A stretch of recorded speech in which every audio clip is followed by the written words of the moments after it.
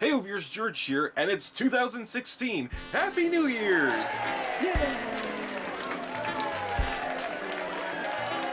That's right, it's 2016, which means it's time to reflect on the past year and look forward to the year of 2016, like the future of it.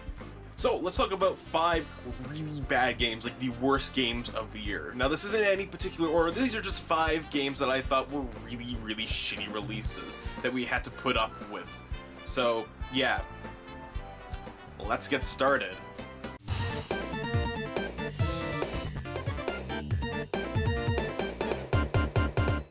If you grew up in the late 90s, chances are you played a Tony Hawk game. Years later, of course, the series hasn't seen a good entry since, I don't know, maybe American Wasteland.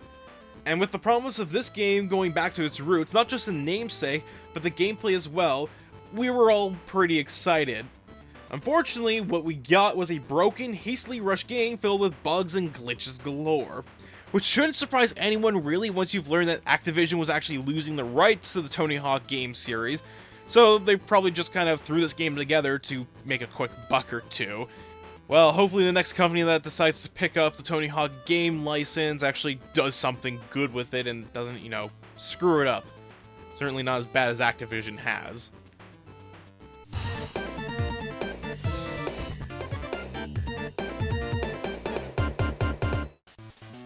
What's worse than a freemium game, you might ask?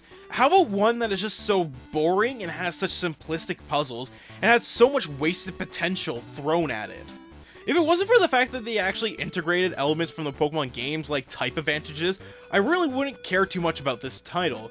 But it is the fact that there was some potential there, that they actually tried to do something and failed to fully go through with the idea, is what actually angers me about this title.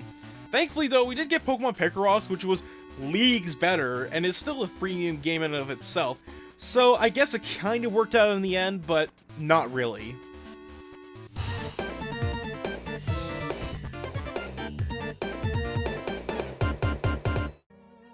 Shocker, the new Alone in the Dark game bombed.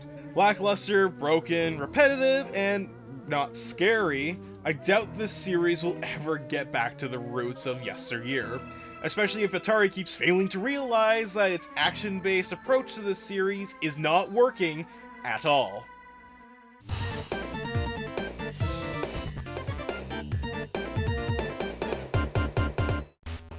The first Afro Samurai game was nothing fantastic. It was just okay, but man, did they ever drop the ball with the sequel. To the point where the developers refunded everyone who bought the game and took the game down from its marketplaces. But they still released the game in the first place. That's no good.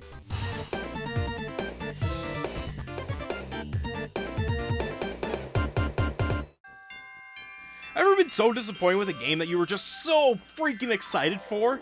A game that should have been good, but somehow just flopped so horribly. That, my friends, is Gravity Falls: The Legend of the Gnome Genulet. I don't even know why, but Ubisoft just did not even freaking try with this game at all. All 4 boss fights are the exact same, combat grinds the game to a halt, which is really impressive since the platforming is slow and boring. This game is a huge disappointment not only to Gravity Falls the show, but to the fan base. And those were the 5 games that I thought were really shitty this year.